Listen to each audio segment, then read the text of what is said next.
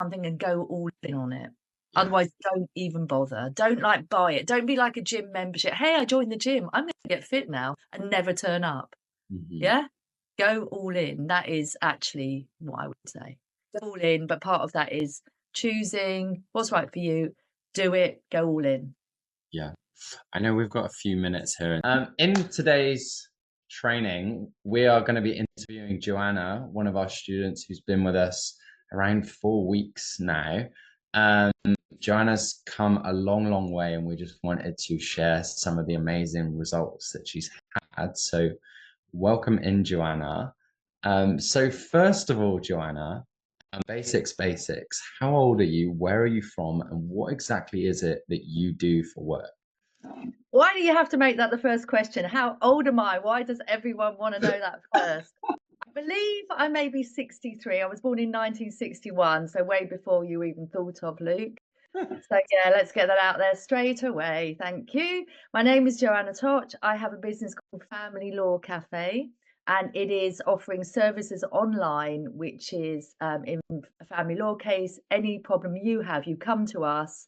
We identify what the problems are, and we get you everything you need, and everything is online with an online case space, online portal. It's just a great idea, I think, and Okay, so do my customers. beautiful. And what motivated you to hop on this call today and talk about your journey? Well, I think in the 4 weeks since I've been with you, it has really worked so well for me. So I'm very happy to share that. And it's worked well in terms of financially, in terms of running the business and the people that work for me and with me. And I think it's helped me in my personal life. So it's all very, very good. I feel there's a lot more to come. And I do think for you, Luke, working with someone who's older, I know if I'm working with older clients who are, they might be in their 70s or 80s even and getting divorced, I always know that my work is a bit slower. So I could be slower to adopt things. I am an old dog learning new tricks, but I do think then I can make bigger impact with what I learn because of my experience and knowledge. So I think that I'm kind of maybe an interesting case study, maybe a little bit different to other people. I don't know. Who knows? You tell me. Yeah, I do love working with people like you that have a team because I know that the impact that that has, not only on your team, but it's just like we create this little explosion for you here, and then it's just like boom, explodes everything else. Like hearing about how your team members have been growing has been awesome as well. So before you started working with me, what would you say was the state of your business and yourself before you started working with me? I know that mine is a good one, and I know people like it because if you look on Trustpilot or Google, all the reviews so far are all 5-star reviews, and people say really amazing things about what I'm doing. And I had this idea, I thought about it, first started thinking in 2012, started working on this business about 10 years ago. And I think that when I was trying to explain it to people, people didn't really understand how I would do everything online and how it would, you'd get all your services from your phone, from your laptop, from your tablet. And maybe it was not a virtuous circle, it was a bad circle because people didn't really they underestimated me, I think. They underestimated my ability to do this, my perseverance, my persistence.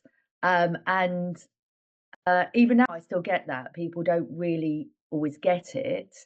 And so the state of my business, it was happening, it was functioning. I got investment, I have a running business, it was just slightly in profit. I was reinvesting back into the business. I didn't really bother with a second round investment because my business kind of takes money, makes money rather. And maybe the fact that I hadn't gone for the big investment, maybe that's was a lack of confidence. But I think I was lacking confidence in what I was doing. I was a bit scared to be successful. And since I've been working with you, then the whole business has elevated. There's a lot more money coming in. I'm a lot more ambitious. I feel more confident, and it's had a massive impact. So I had a business, but it's still a micro business, still very small. But now it's much more successful. Yeah. And the bit you said about your confidence, why was that important at the time? Like, why was that relevant? I think it just all comes from that. You know, people I think people, they overestimate you've got to be brilliantly clever. There were geniuses through history. They haven't always been successful. But Mm, what you really need to be is confident in what you're doing and keep going out there being, repetitive about what you do. I mm, mean, some hit records are hit records because they're played so often, not because they're so amazing. And other records would be good, but no one hears them. So that's just, maybe it's a trivial metaphor, but confidence is everything really, and you can't have fake confidence because then people, that you start out and people see through that. It has to be genuine, authentic confidence from within. Has to be true, and that's a tough thing to get actually. yeah, yeah, I agree. So, next question I have for you is, what was the biggest personal challenge you were facing on your business journey before working with me? It is still confidence. The biggest personal challenge is being really getting out there and doing it. So um, sometimes I'm doing something different, and Mm, people don't understand it. People don't get it, and there's no reason why they should. mhm, So people had started to help me, getting a lot of people around me doing things who wanted to back me, but it was stepping into leadership, I suppose. I was a bit scared to do that. It's a yeah. bit lonely, leading. It can be lonely. And Yeah. and I was scared to be amongst really top people. Even though in my life I've been introduced to them, I've kind of scuttled away. And Mm, so I feel more confident to do that now. yeah. And I know you said like you were scuttling away. Like, what were you doing to per se sabotage your success as a leader and for your team and for yourself? Like, what were the things that you were doing?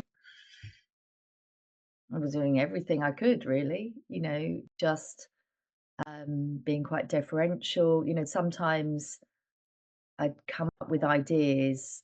Just a really silly example is yesterday I'm in a networking group and someone said, "Hey, we're going to do this social media push, and everyone's going to do this and support each other at 9:30 on Friday." I had actually said the exact self same idea 2 months ago to my particular group, and at that group, someone had said, "Oh no, no," but and then blathered on, and so they didn't do it, and Mm, it's absurd, isn't it, that I'd had that idea, but I just didn't have the confidence when someone um, just sort of spoke over me and detracted them. yeah. So I think what I just was deferring to other people. I was thinking, I just kept learning stuff, learning, constantly thousands of podcasts, consuming so much content, but not really doing it and putting it into operation. So that's how I was self-sabotaging, I think. Yeah. Not putting it into operation, knowing it, but not doing it. Yeah, I see that a lot, like trying to get like as much grasp on it to not make a mistake when doing it, but then just getting caught in a learning loop and not actually doing anything with it. I see it a lot. So for you, Joanna, I know we asked this about expectations because I know when you started, I asked you, hey, what were your expectations? And you said, well, I'm quite open, really, which is fun to see. But for you, what did success look like for you coming into the program? Um, yeah, I was quite open, and I'm gonna be really honest, I think that I had seen your own personal journey to an extent because we'd met a few years ago, Mhm. and then just occasionally I see different things you were doing, and I was just really impressed with what you had done with yourself. So I was like, "Wow, well, Luke, look at Luke. He's he's like he's done this, and look how he has changed." I could see how different you were. I was like, "I don't wanna miss out on this. What is this guy doing? Let's get some of this." So, I think there was a lot of that in it. I was quite open, as you say. Like, "Yes, I want to learn what he's got. Let's have some of that." Mm. Love that energy. Okay, so how did I help you achieve the improvements in confidence, the revenue increases for yourself and of course for the business as well. But how did we help you achieve those levels of success? So I just want to confirm that this week I'd like hit my target of what I wanted to be, like £1 million turnover a year, and that's like it's going to be that, right? Hmm. And there's a lot of profit in what I do. So until you're at that level, you're not really a player, as far as I'm concerned. Hmm. You're not. So we're on that now.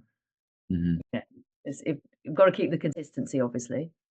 Uh, so sorry, I got overexcited about thinking that. Just remind me of your One question again. million turnover, baby. Let's go. Turnover, turnover, and profit, profit. I'm always like thinking about the numbers in my mind. So I got overexcited thinking about that. So you were asking me about my aims, were you? I Yeah, got no, over, it's all good. Like we can pivot a little bit to that because I know that was something that was important to you coming in. You were like, hey, yeah, money. Give there's me a the money now. there's a I don't big want to just like I knew the idea was good and I yeah. knew it could be profitable and it is in a small way. I just want it's got to be profitable in a way that then someone go, yeah, I get it. I mean, I'm just amazed when I was pitching this. I know when I started, which was, as I say, about probably started the business 7 years ago, probably. Mhm. And I just pitched this and like, oh, I don't understand it. So I obviously wasn't pitching it properly. Mm. And now people will start to see it, and now they're like, now they're understanding it. And then when they see the proper money, they really will understand it better. So yeah, that was an aim, and we're already on that. Yeah, yeah. And I think what's really cool about that is now like the momentum you're having. Like you have people that back you. We literally talked about that today. We Yeah. have people that joined you. Like Sophie on your team member is like really excited about doing the work, and you've been able to offload things. I think you said something to me as well. It was something like you delegated like 85% of your work in the first week or so. Can you tell me a little bit Yeah. more how you Yeah, delegate? you're right. That's it. That was the biggest thing. So I had a business, and my idea of a business was like, I just make sure I wasn't doing everything myself, but I literally was just running around doing so much work in the business. And I knew it was a classic thing of working in the business rather than on the business. And so I recruited good people. I had a change of people in when I started my business, didn't really, again, have quite the right people in roles. But I knew I had a good team. I knew they were enthused, but I wasn't letting them do what they could do. I wasn't letting them shine. So that's the biggest thing that I've been doing in this 4 weeks: offload, offload, delegate, delegate, and still doing it. And I Mm, had a one-to-one with one of my team members yesterday. And what she said was, I love the way we're on the all teams calls. Everyone's working to the same goal. Everyone's really excited. I love working here.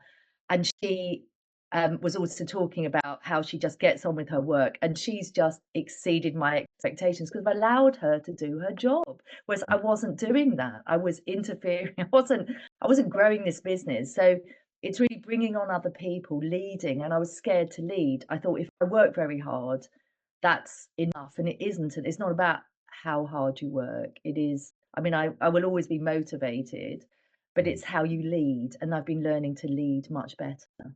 mm.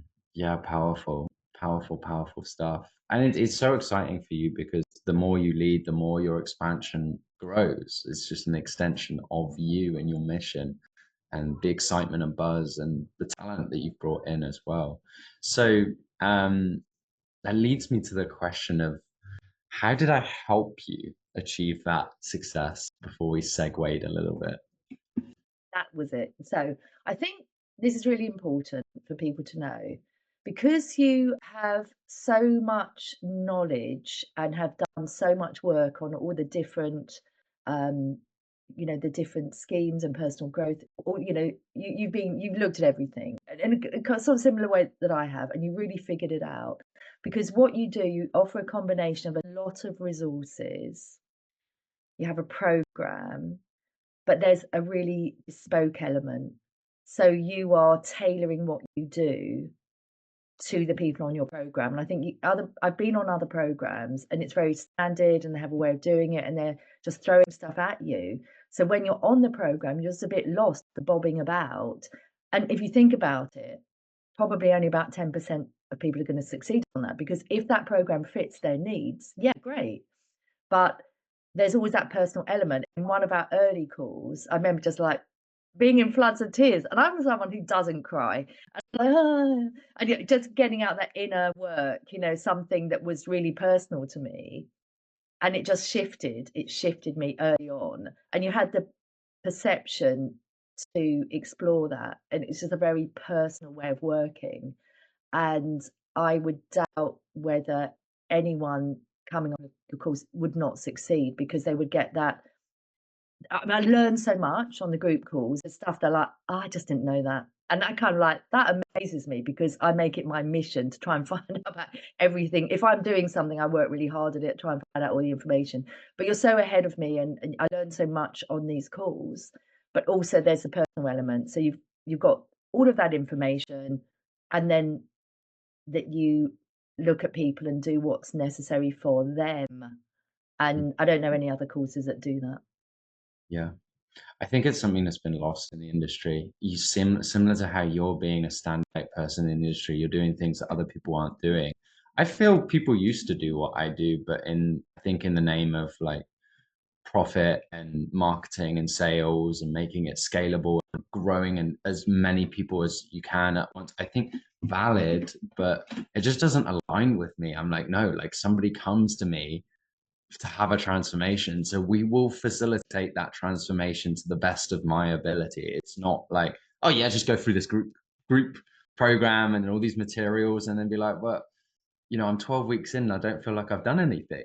It just doesn't align with me. So yeah, I'm glad that you've been able to see that as well. So See, that's that strikes a chord with me, because what I do in law, again, at the beginning, lawyers were there to help people, and then with in the legal industry, most solicitors firms were bought up by accountants. They put in paralegals, and they do it in a kind of mechanical way. It's not really helping people, if I'm truthful.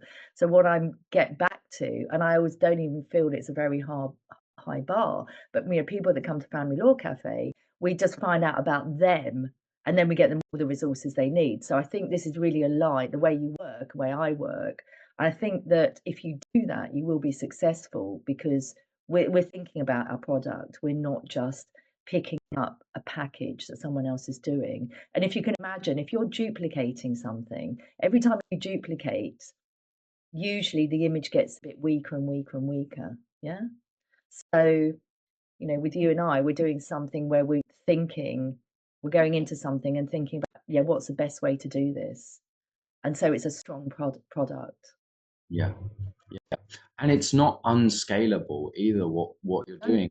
You do it right and you bring the right people in and you have that leadership, you can still have things tailored and bespoke and customized and individualized to every person, but still scale it out so that you're not the only person doing it. And I think if anything, you're teaching those people more anyway. So rather than them be a cog in the machine, they get to be a free thinker and actually expand on their talent. And then what I feel you get back from that is people more bought into what you're doing anyway. yeah, I agree. You've got to, really what I'm saying here is, just because something is being done in an industry in one way, you should stop and think, can I do this better? And then do it that way. And then people will say, oh, yeah, yeah, let's give some thought to this. Mm. Uh, yeah, so I think it's that combination of, there's a lot of information, a lot of resources that you've got, but just that little bit that tweaks it is like, yeah, we'll personalize this. So Mm. make sure the person on the course gets the best from those resources, because then they're going to fly. They're going to fly. Absolutely. So the next question I have for you is, and we already highlighted a little bit towards this with the turnover, but what do the next 12 months look like for you as you step into this new version of yourself and your growth? So I feel that the first stage lasted way too long in my business, which is establishing that this was a viable concept. Because I'm doing something that I used to think, oh, everyone would do this, such a smart idea. Everyone do this. I want to keep it secret. It was not a marketing plan. So Yeah. What and now I saw someone that I'd met about 7 years ago, and she said, "You were doing this 7 years ago. People are starting to do it. You know, you need to hurry up a bit." Like, yeah, okay. So, this stage, I've shown it's viable, so shown that it makes profit and it works and people like it. People come to me and they like it. So, um, as I say, customers come to me, I get them everything they need for the family law case, all online, do it through their phone, on their tablet. And now I'm starting to sell to businesses. So businesses come onto the platform as well. And then if they're right for my customers, I'm introducing them. So then there's that income stream as well. So now I'm doing the middle part, which is having shown proof of concept, now I'll show how profitable it is. This is what this year is about. I'm very clear um, that the what the profits will be, and then that's when I think people will say, "Hey, oh, actually, should we buy into this?"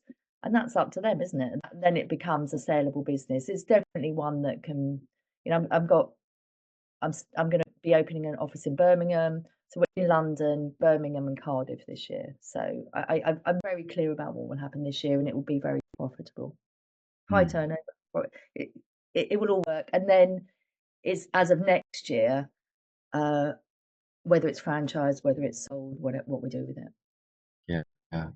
And I just want to highlight the certainty in your voice. Like as you Yeah, say, like it's done. Like that's where we're yeah, at. yeah. Just a question of taking those steps. Of course, there's going to be problems. Not like it's not like a dream. It's not you have to work hard in any business. But now I've got the business. You see, I worked hard on getting the business knowledge because I'm a barrister, so I knew what I was doing in law for myself. I knew all the legal arguments, but that's a very different type of business, being self-employed, to then running a business for other people. And that was I struggled with that. So I learned all the stuff about business, but I was struggling to let go. And Mm, now I've been able to let go and see how people work so well and lead, mm, then it's just stepping up, isn't it? Just scaling that. And I say just scaling that. Of course, scaling a business is a big enterprise, but I don't see a real problem with it. beautiful. So knowing what you know now, if you were to do this journey all over again, what would you do differently? Do you mean the journey with you or the journey with my business? The journey with me. Oh, the journey with you, the last 4 weeks. Mm, Um, No, I don't. I think we did the first week where I did the total, like, yeah, we'll do all these things, and then the second week, like, no, that's just too many things. I recognise now I'm a big thinker, mm, and that can be problematic in terms of so many ideas, so much creativity that you have to then realize that you can't get to the top of the mountain without, taking the steps, going through the foothills and going slowly. So I think I wouldn't do it differently. We weren't learned along the way.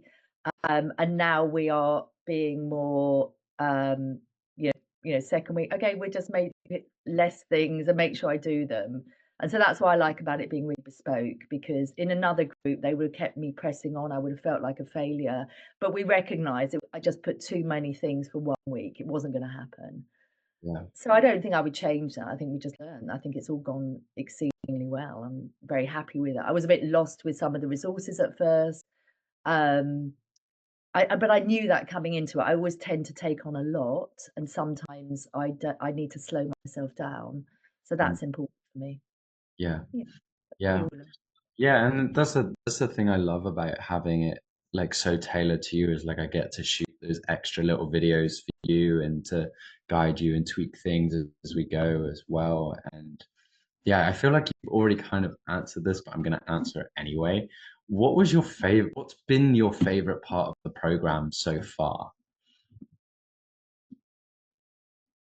I love the group. I have to say, our group calls where we always.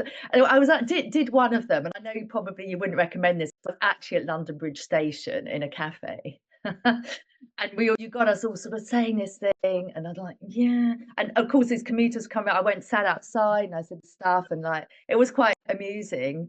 Um, and no one bothered because this is London. They clearly don't care that I'm just talking to myself and going, yeah. And it was a bit of a I can't for the moment, I can't remember there was like a real breakthrough where we all, had shared things. I like that sharing, it really does help, and you realise hey, they're going through similar things. And it's nice to help other people and it's nice to get help from other people. It's nice to have that sort of group energy. So I think I really enjoyed that. I mean, loads of things really. I even enjoyed crying. I was like, yeah, oh my God, well, I didn't mean to tell this to Luke. This is my inner stuff. And I think by breaking down, it made me you know, get through that because I was like I was like, yeah, I can deal with everything, and I think was quite isolated because I was scared to share any issues that I had because you're worried, like, oh wow, if I do that, I'm gonna, people are gonna attack me. But yeah, so he held a safe space for me. So there's so many things, you know, just being able to talk about these things. Mm, Um, and know that you're listening and you know what you're talking about. yeah, Yeah. I wouldn't be like weeping with someone who really didn't know what they were talking about. That's a kind of privilege that you've had. But I think by getting through that stuff, clears it out and then you can move forward. You're like, yeah, actually, that's not going to hold me back. yeah, absolutely. And yeah, being able to hold a safe space, I think, is really important. I know I've had coaches, and my better coaches, I know some of my deepest, darkest stuff, and being able to just share that is, so helpful, so helpful. So, um, And just and to say that those things aren't that big a deal when you say, like, yeah, that has been upsetting me, and you verbalise and like, so do you know what I mean? So what, really? It's yeah, not big. Just so people don't think that we there's buried bodies in the garden or something. We're not talking stuff. Just talking stuff that's like limiting me. It's like limiting me and like, oh, this happened when I was 6 or something. And you talk about it and you're like, it's not that big a thing. yeah. Just why have I been making this a limiting thing?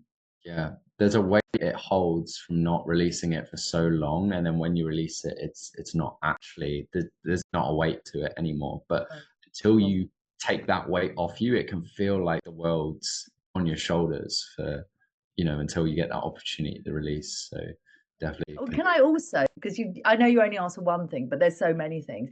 But I started doing affirmations, and actually, that for me was massive.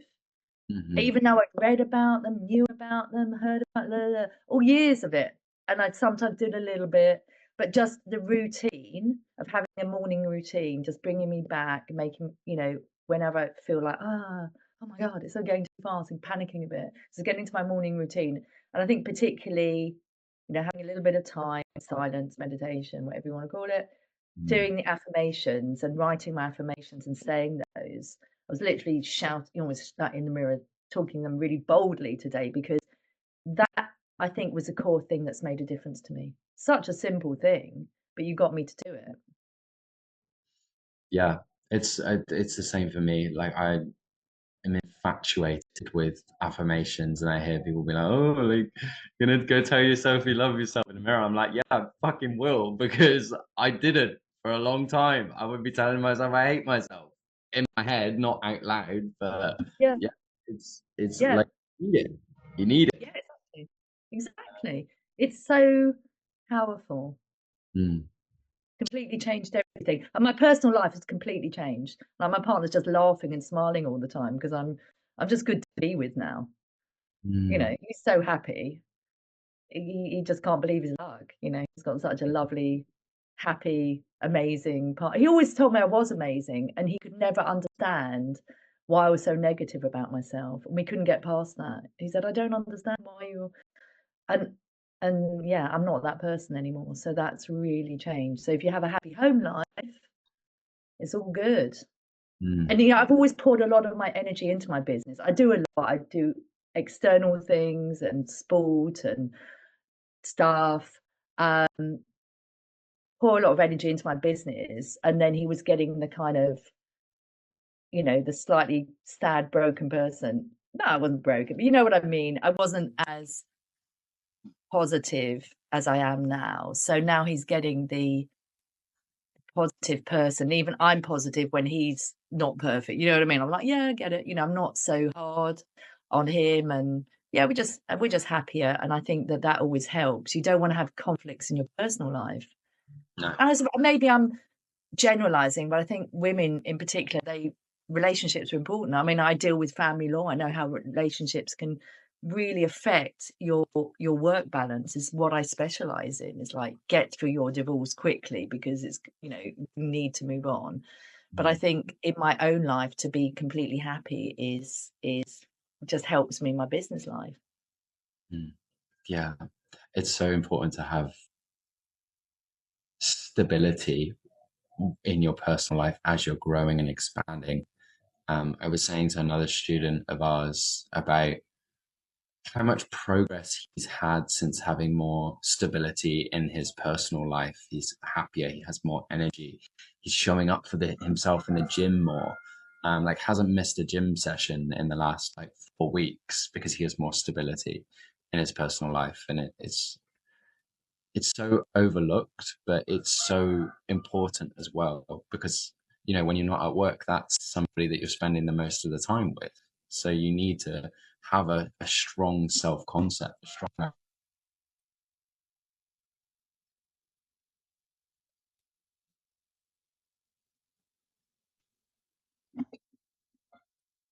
Okay, we're back. I got you. I got you. Yeah, I mean, it's crazy not to, isn't it? Yeah. There's so many people that's successful in business and not successful in their personal lives, and that, um, in the end, that will I don't wanna say break them, I don't wanna be too harsh, but it's gonna have its effect. So if you've gotta have a foundational basis to your life, that you are happy in yourself, in your relationship. Mm, Personally, for me, I have to have that. I don't want to have conflicts in my home life because it does you're always then holding that back, you might be compartmental I can't even speak at this level. Yes, you might be keeping it separate, you might be putting it in a silo, but that's always then a stress on you, isn't it? Whereas if you don't have to worry, like, you finish a business day and, like, you just, like, go back and everything's chill. mm, It's just so much easier. mm. Yeah, absolutely. Okay. So, for anyone trying to achieve a similar level of success as yourself, what's one thing they should avoid?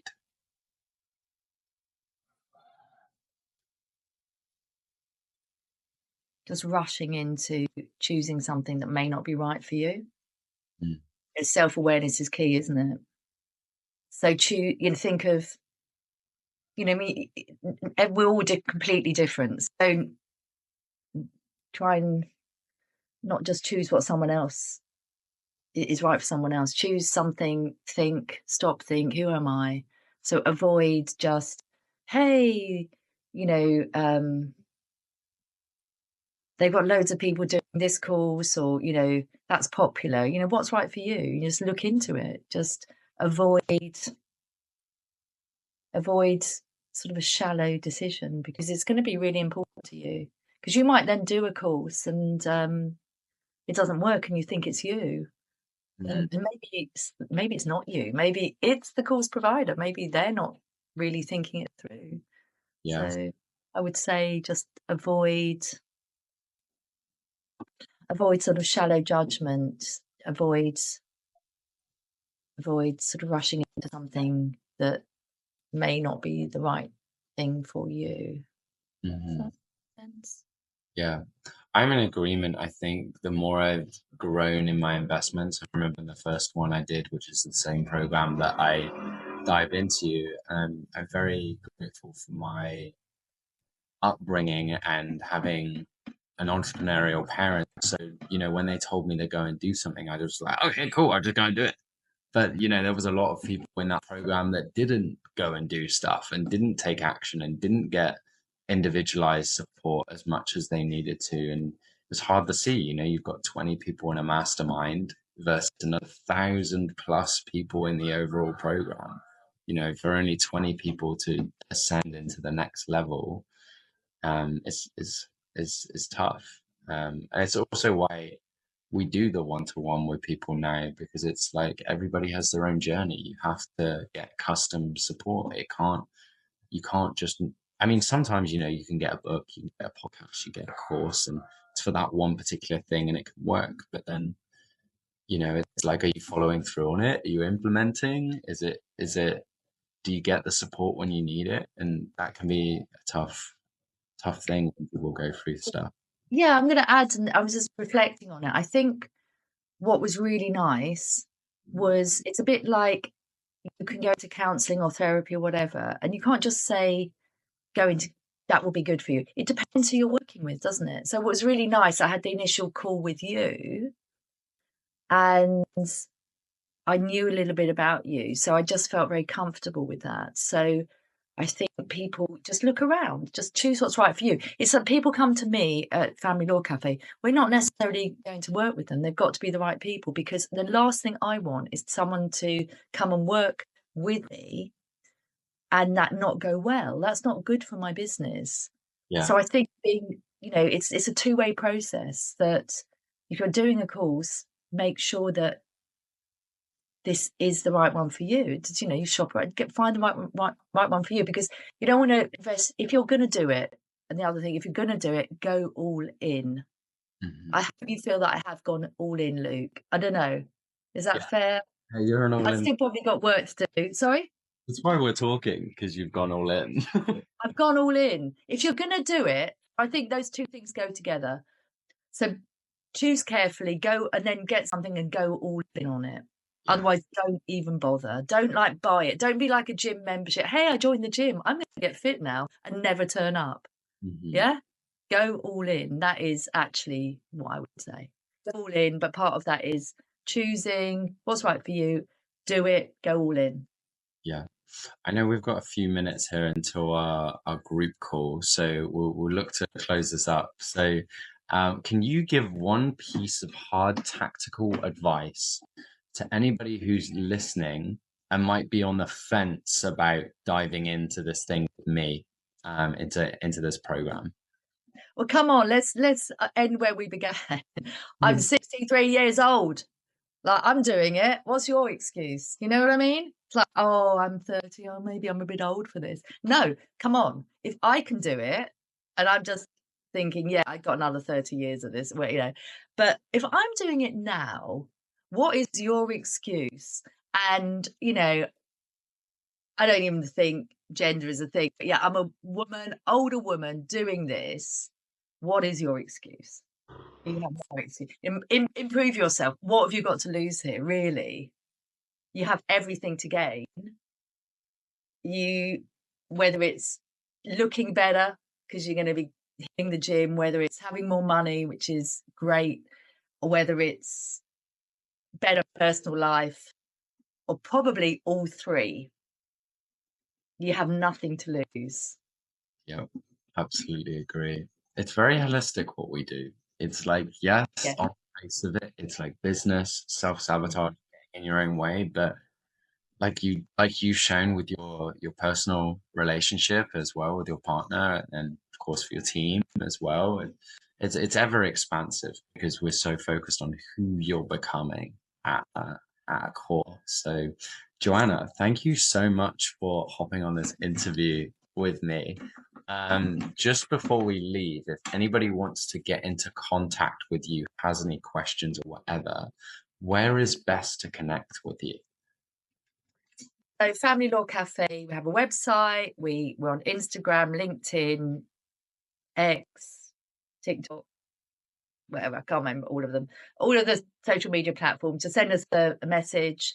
If you want to email us, it's info@familylawcafe.co.uk.